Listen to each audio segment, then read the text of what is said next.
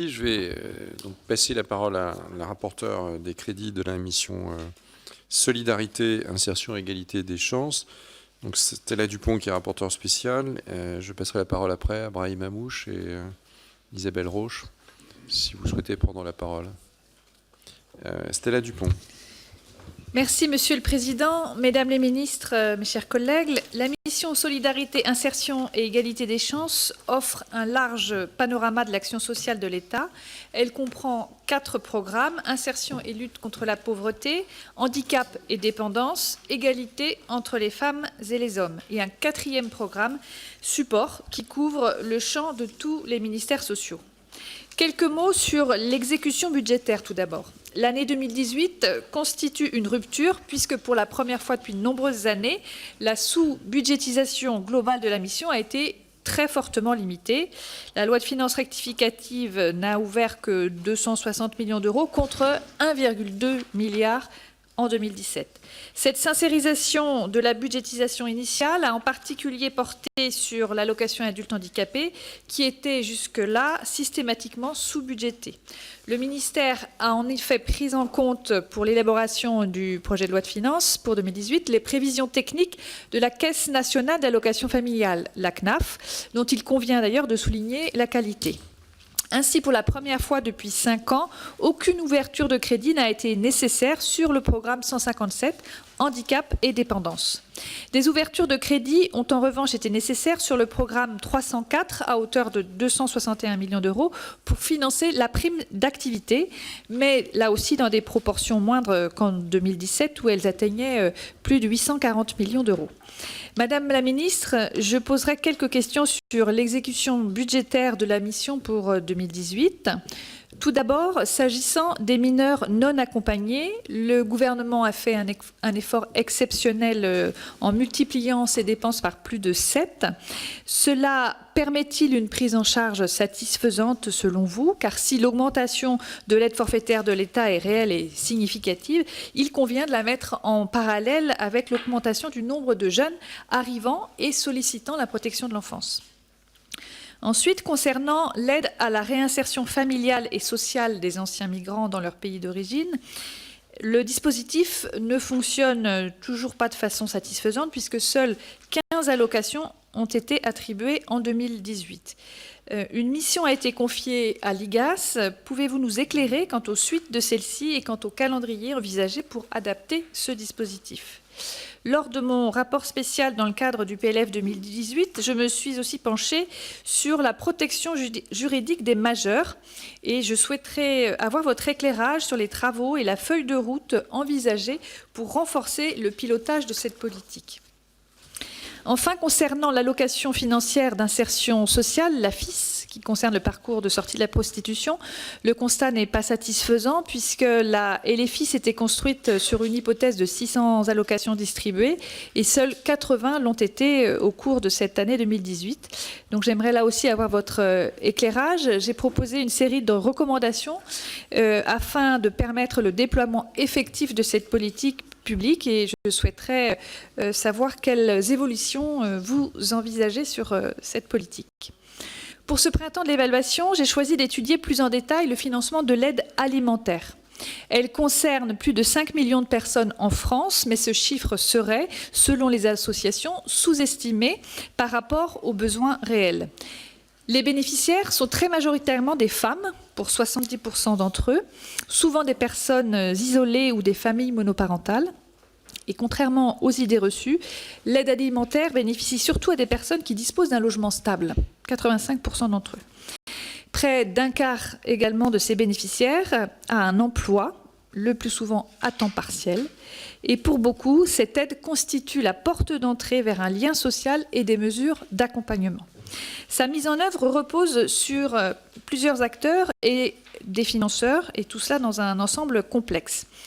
Elle est l'une des rares politiques sociales impulsées au niveau européen, et on se souvient tous de l'appel de Coluche au Parlement européen en 1986 pour ouvrir les frigos de l'Europe. De 1987 à 2014, le programme d'aide aux plus démunis, le PEAD, a permis d'écouler la surproduction liée à la politique agricole commune pour l'aide alimentaire. Depuis, le Fonds européen d'aide aux plus démunis, le FEAD, a pris le relais dans le cadre financier pluriannuel 2014-2020. L'enveloppe de la France s'élève à 499 millions d'euros, complétée à 15% par des crédits nationaux, soit 88 millions d'euros. Pour l'année 2018, le financement FEAD s'élève donc théoriquement à près de 73 millions d'euros de la part de l'Union européenne, complété par près de 13 millions d'euros de l'État français. En réalité, sa mise en œuvre repose sur une avance de France Agrimaire. Cet établissement public est chargé d'acheter des denrées par la voie de marché public et de les mettre à disposition des 4 associations partenaires de l'aide alimentaire, que sont les Restos du Cœur, la Fédération des banques alimentaires, le Secours populaire et la Croix-Rouge française. Le FEAD constitue ainsi une source d'approvisionnement en produits de base, beurre, sucre, riz, pâtes, etc., qui compense l'instabilité des autres sources d'approvisionnement des associations. Et l'État participe au financement de l'aide alimentaire sur l'action 14 du programme 304 de la mission Solidarité. En 2018, 49 millions d'euros ont été dépensés à ce titre. Pour 2019, 57 millions d'euros sont prévus et ces crédits complètent les financements européens, notamment par un soutien aux épiceries sociales, des subventions aussi aux associations et des crédits déconcentrés. En outre, l'aide alimentaire bénéficie de dons des particuliers et des entreprises, encouragés par des dispositions fiscales avantageuses, monsieur le rapporteur général. Pour les particuliers, il est prévu une réduction d'impôt sur le revenu de 75% de la somme donnée pour les organismes d'aide alimentaire. Pour les entreprises, les déductions fiscales au titre du mécénat s'appliquent également aux dons en nature. C'est la loi de notre collègue Garot, qui est relative à la lutte contre le gaspillage alimentaire de 2016, qui prévoit que les grandes et moyennes surfaces doivent signer une convention de dons alimentaires de leurs denrées invendues avec une ou plusieurs associations habilitées. Si les dons alimentaires ont bondi, la qualité des dons n'est pourtant pas au rendez-vous et les dates limites de consommation des produits ne respectent pas toujours les délais de 48 heures imposés par voie réglementaire. Et nous le regrettons, tant les besoins en la matière sont réels. Ces éléments m'amènent à ma première question. Comment garantir la qualité des dons des entreprises de la grande distribution? Parce qu'au vu des enjeux de solidarité pour les plus démunis, qui bénéficient donc de cette aide alimentaire, mais aussi au vu des enjeux financiers pour l'État, il me semble nécessaire de mettre en place un dispositif adapté qui évite les dérives coûteuses tant pour les associations que pour l'État. Je reviens sur les crédits du FEAD qui constituent le cœur de mon évaluation. Comme précisé précédemment, ces fonds ne sont accessibles que sur remboursement des avances de l'État français. Obtenir ce remboursement impose de respecter le cadre édicté par le règlement du fonds et de passer plusieurs niveaux de contrôle, d'où un décalage d'au moins 2 ans observé actuellement entre les dépenses effectives et les remboursements du FEAD. En outre, les remboursements de l'Union européenne peuvent être inférieurs aux engagements pris. Et sur la campagne 2014, il manque 3 millions d'euros. Sur celle de 2015, 10 millions d'euros, d'après les données transmises par France Agrimaire. Plusieurs raisons expliquent cette situation. Tout d'abord, la Commission européenne a diligenté un audit de la France sur la gestion du FEAD en 2016 et a relevé de nombreuses irrégularités en gestion, entraînant un refus d'appurement sur certaines dépenses déjà consommées. Parmi ces irrégularités, beaucoup peuvent se comprendre par un effet d'apprentissage pour les administrations qui n'avaient pas l'habitude des fonds européens. Depuis, les autorités de contrôle sur les dépenses du fonds continuent de relever des irrégularités sur les campagnes d'achat suivantes et déclarent en conséquence certaines dépenses inéligibles au remboursement de la Commission européenne. Elles sont dès lors supprimées des appels de fonds envoyés à l'Union. Ces corrections, que la DGCS qualifie d'auto-appurement, risquent de peser sur le budget de l'État. En effet, l'État s'est engagé à compenser l'intégralité des appels de fonds qui ne seraient pas remboursés par l'Union. Aussi, 15 millions d'euros ont été versés sur l'exercice 2017, 7,7 millions d'euros pour 2018 et 9 millions prévus en 2019. Et ils seront vraisemblablement insuffisants. Madame la ministre, faudra-t-il compléter l'enveloppe prévue pour FranceAgriMer au cours de l'exécution 2019, même si là je m'éloigne de l'exécution 2018?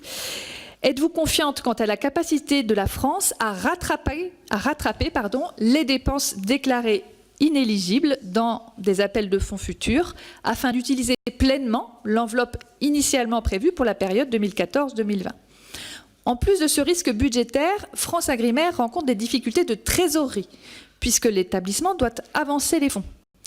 Il a pu bénéficier de 2 lignes de trésorerie de l'agence France Trésor, mais devrait avoir besoin d'une ligne de 30 millions d'euros supplémentaires en 2019. Madame la ministre, cette aide de trésorerie complémentaire est-elle à l'ordre du jour, compte tenu des informations de cessation des paiements qui peuvent arriver pour FranceAgriMer?